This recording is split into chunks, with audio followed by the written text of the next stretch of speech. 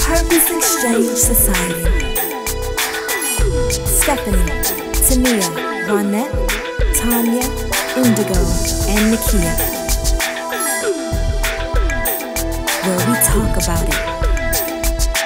Purpose Exchange Society. They be foolish. I don't watch it. I don't deal with it. I don't like it. I think it's a jacked up perception, because when you're on TV, they're trying to build the drama, they're trying to make things look entertaining, and it's just, the reality is that kind of stuff does not happen. I think it happens, but I don't think it happens like throughout every day of your life. Kind of like the Real Housewives. Like, we do not act like that every day. Maybe some people do, but if they do, yes, they do. I mean, maybe I'm missing something, but I just don't hang out with those kind of people. Right. But I'm like, oh my Lord, the drama is too much. That should be called The Real Ex-Wives, because how many of them are actually Anywhere. Wow. Right. Like, let's talk about that. I think the saddest part is a lot of people who view these shows think it is reality. But the reality is, anytime a camera is in the room, you're automatically going to alter the way that you respond to something. So it's never going to be 100% authentic. The only time it's 100% authentic is if you don't know the cameras are on. And they know the cameras are on, and they've got ratings to get, and so it's just so outrageous. And a lot of times it's not even a good representation of that group of people, whether it's the Housewives of Atlanta or, whatever, preachers of LA, fill in the blank. Where's the preaching on that show? That is a good question. Guilty. So what had happened was, and then, I do partake. I'm not gonna lie. I partake. Second. You second. This one here on Facebook. I'll say that. She'll say, I do. Wow. Look, she'll hashtag stuff. She'll be like, books of capacity, thanks. So I'm like, I know that come from Tamar. That's right. But I do. I mean, like, it is tricky, because like you do find yourself kind of getting sucked into it. Like, the most ratchet of it. Like, it depends on what you consider ratchet. We're talking about reality TV right now, but I mean, I did do Scandal the first season, and when I tried to do the first episode of the second season, it was just too much going on, so I phased that out. It wasn't an intentional thing. Like, I'm like, oh, I'm not gonna watch Scandal. I just stopped watching it. But I look at like the Mary show, Preachers of LA. And we can get to that, because you did say we were preaching going on, but I mean, that is a good question. Ain't no changes in that show. It's right in the beginning of the show. They have the preachers preaching. Right in the beginning, but after that, after like the first 5 minutes, they had a couple episodes where they was helping people like homeless and things like that. Right. So they was trying to sprinkle a little bit of that in there. Trying to sprinkle Jesus and the preachers. I like the Mary one. I thought it was pretty neat as a recording artist myself. And, we've all shared the stage with the best of them and the rest of them to kind of get like a bird's eye view, of their lives, So I did appreciate that. Again, the camera is present, so sometimes it's kind of like, is this what she really would say? Or is this how this really would have gone down? I don't know. How much of this is being done for the camera? But then some of it seems so real because it's embarrassing. Right. And so I asked myself the question, is the world ready to see us as Christians? Come on. The way we really are. Exactly. I don't think they're ready. And they ain't ready. And I'm not sure. I don't know. How do y'all feel about that? I'm just going to be transparent here. I'm not sure they should see that. Yeah. But I don't want them to think that we are perfect, because we're not. The only difference between us and them is that we're forgiven, right?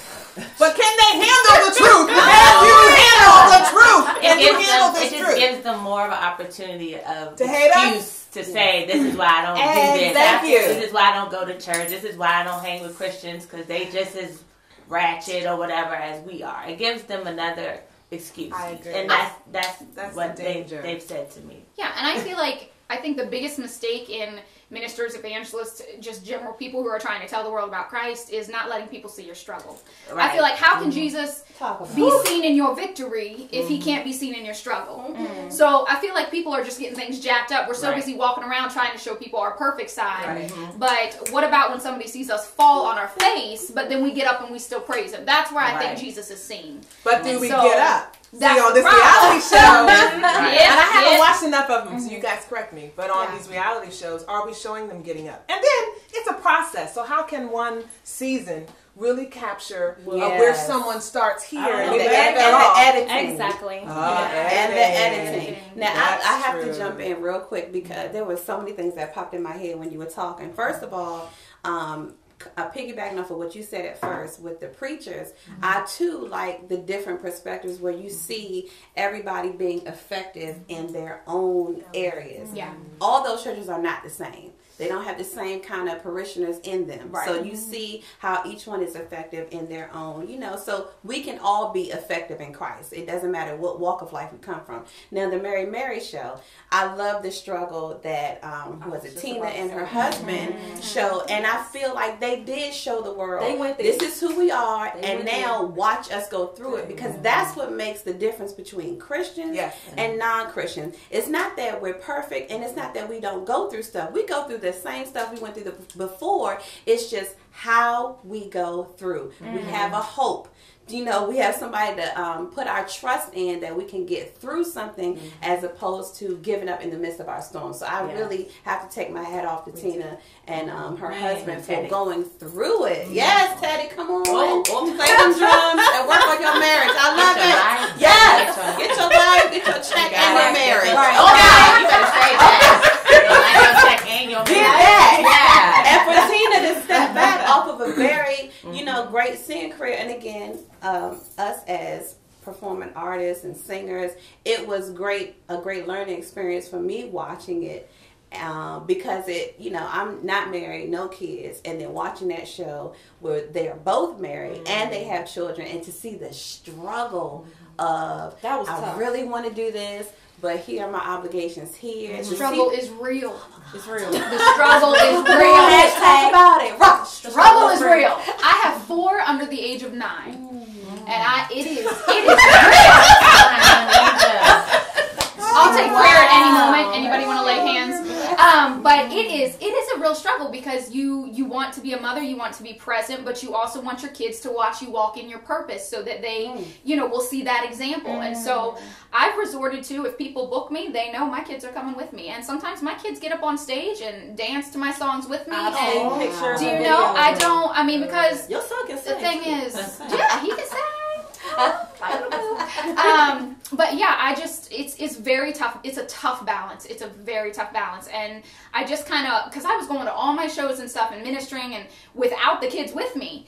And I was like, dude, I miss my kids. Like, I miss my kids. Wow. And I'm like, they are my number one ministry. Ultimately, your home is your number one ministry, period. So being a mom and being a wife is my number one. So I decided that everyone that books me, they are aware. My kids and my husband will be with me. And sometimes they don't go, but most of the time they're there. And if people are like, we don't do kids, well, you don't do me then. Because I'm a package deal. And I understand that because, from the perspective of, that particular show, Mary, that was a big issue for Teddy.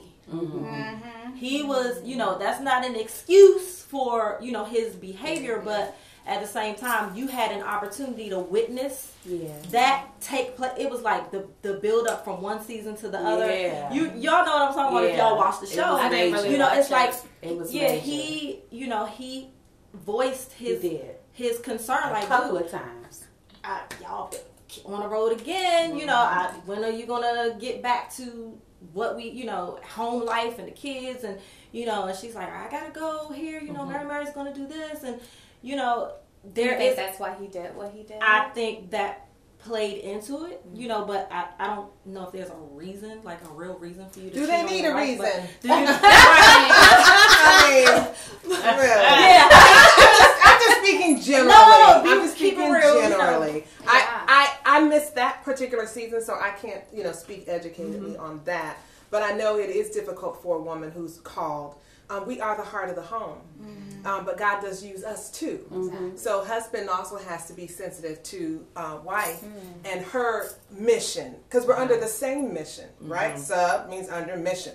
We're under the same mission, all right? So sometimes the mom has to go here. I need daddy to hold it down at home. Sometimes dad has to go here. Mom's got it at home. I think God was so wise in creating two parents, but also just the whole family, which we've lost.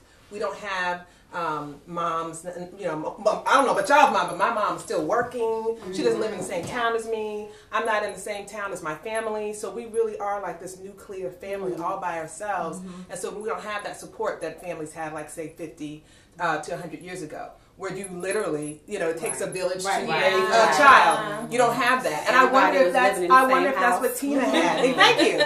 I wonder if that's what she had. It didn't look like it on the show. It looked like, right? She didn't have anybody. She didn't have a nanny. She had strong support from her mom, and of and course they had her sisters. Yeah, It's more than just Mary. There's It is a lot. It is a lot of them. And he travels too. Yes. So I mean, you know, maybe, and that's what kind of got me.